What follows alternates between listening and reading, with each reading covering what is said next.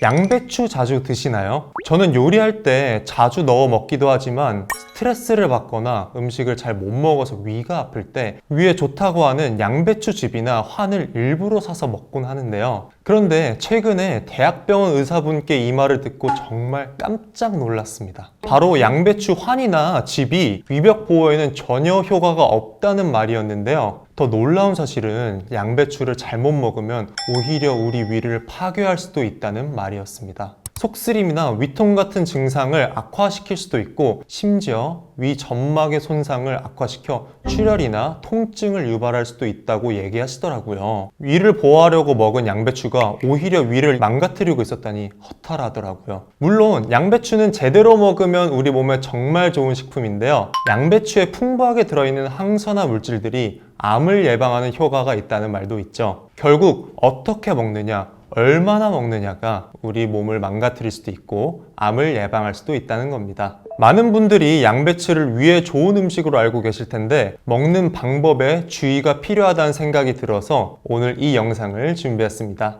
살면서 평생 먹게 될 양배추를 더 건강하게 섭취하는 비법을 여러분들에게 모두 알려드리겠습니다. 여러분들의 건강 지킴이 케어웰TV입니다. 양배추와 같이 먹으면 독이 되는 음식 첫 번째, 바로 양배추즙입니다. 정말 깜짝 놀라셨죠? 저도 양배추즙이라고 하니 맨 처음에는 황당하더라고요. 사실 양배추 자체는 섬유질이 풍부해서 장 건강 개선과 변비 예방에도 도움이 되는 게 맞다고 해요. 섬유질은 소화를 돕고 위를 천천히 지나가면서 영양소를 천천히 방출해 혈당을 빠르게 올라가지 않게 해주기 때문입니다. 문제는 양배추를 짜서 즙으로 만들면 이렇게 몸에 좋은 섬유질이 대부분 제거되면서 양배추를 통으로 먹을 때의 장점이 사라지게 된다는 건데요. 특히 섬유질이 줄어들면 소화 시스템이 더 빠르게 반응하면서 혈당이 급격하게 상승할 수 있기 때문에 당뇨가 있는 분들은 양배추즙이 오히려 독이 될 수 있습니다. 게다가 양배추에는 이소티오시아네이트나 인돌 같은 성분들이 들어있어서 강한 향과 맛이 나는데요. 혹시 양배추즙에 비린내가 난다는 말 들어보셨나요? 이런 양배추즙은 맛은 없지만 오히려 건강에는 좋을 수 있습니다. 문제는 맛있다고 느껴지는 양배추즙인데요.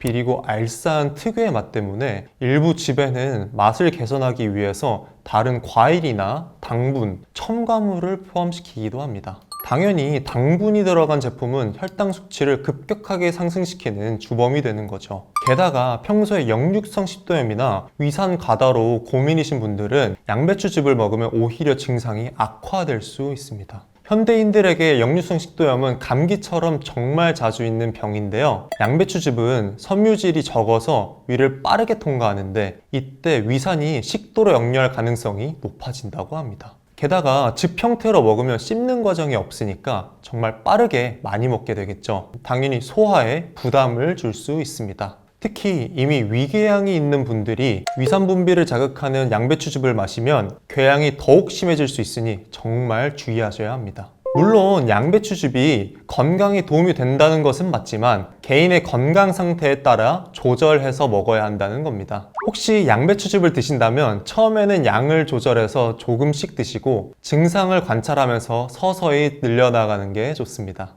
양배추와 같이 먹으면 독이 되는 최악의 음식 두 번째, 바로 해열진통제입니다. 혹시 두통이나 관절염, 생리통으로 해열진통제를 드신다면 절대 양배추와 같이 드시면 안 됩니다. 해열진통제는 통증과 염증을 줄여주고 발열을 완화시켜주는 효과가 있어서 많은 분들이 애용하시는데요. 관절염 때문에 진통제를 달고 사시는 분들도 계시죠. 그런데 이 약, 양배추와 함께 드시면 위염이나 위궤양이 생길 수도 있습니다. 해열진통제에는 비스테로이드성 함령증제라는 성분이 들어있는데 이 성분이 위장 점막을 자극할 수 있기 때문입니다. 여기에 양배추까지 함께 섭취하게 되면 위장관 내 가스 생성이 증가하면서 이미 자극받은 위장이 더욱 악화될 수 있는데요. 심한 경우에는 위통, 소화불량, 심지어 위출혈이나 위궤양으로까지 이어질 수 있다고 합니다. 양배추 자체도 가스를 유발하고 소화불량을 일으킬 수 있기 때문에 해열진 통제와 함께 섭취하면 위장에 이중 부담을 주게 되는 셈이죠.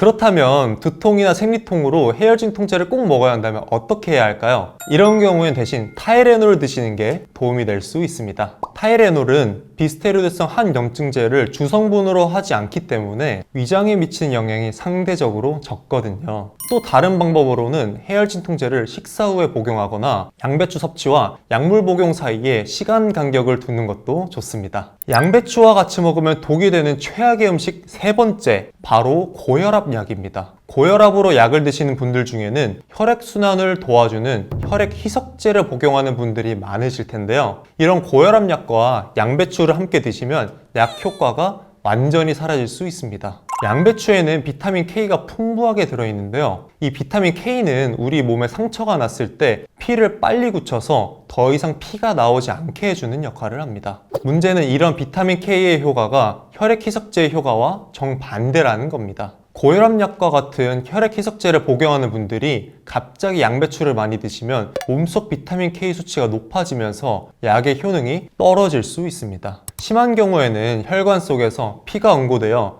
혈전이 생길 위험이 높아질 수도 있는데요. 이런 혈전이 쌓이면 결국 심장마비나 뇌졸중과 같은 무서운 병으로 이어질 수 있습니다. 그렇다면 고혈압 약을 드시는 분은 양배추를 아예 먹으면 안 되는 걸까요? 꼭 그런 건 아닙니다. 비타민 K가 들어있는 음식을 일정하게 섭취하는 것이 중요한데요. 약을 드실 때 의사 선생님과 상의해서 비타민 K 섭취량을 조절하는 것이 가장 좋은 방법입니다. 그렇다면 건강을 해치지 않으면서 양배추의 좋은 성분들을 한 번에 흡수할 수 있는 방법은 대체 뭘까요? 사실 양배추는 생으로 먹는 것이 가장 건강에 좋은데요. 하지만 생으로 먹는 걸 꺼리시는 분들도 있고 아무리 건강을 생각한다 해도 매번 생으로 먹는 게 쉽지는 않죠. 그렇다면 이제부터 이렇게 먹어보세요. 첫 번째 방법은 살짝 데치기입니다. 끓는 물에 양배추를 딱 2~3분만 데쳐주세요. 이렇게 하면 비타민 C나 엽산 같은 수용성 비타민의 손실을 최소화할 수 있습니다. 두 번째는 짧은 시간 볶기인데요. 양배추를 볶고 싶다면 5분 이내로 짧게 볶는 게 좋습니다. 너무 오래 볶으면 열에 약한 비타민들이 파괴되고 지용성 비타민도 일부 손실될 수 있어서 짧고 빠르게 볶는 게 핵심입니다. 세 번째는 낮은 온도로 조리하기입니다. 센 불에 가열하면 영양소가 모두 날아갈 수 있기 때문에 찜이나 저온에 볶는 방법으로 양배추를 조리하면 영양소 파괴를 최소화할 수 있습니다. 하지만 무엇보다 가장 좋은 건 역시 익히지 않고 생으로 먹는 건데요. 샐러드나 코울슬로처럼 만들어 먹으면 영양소를 100% 챙길 수 있습니다. 씹는 재미도 있고 아삭아삭한 식감도 즐길 수 있죠.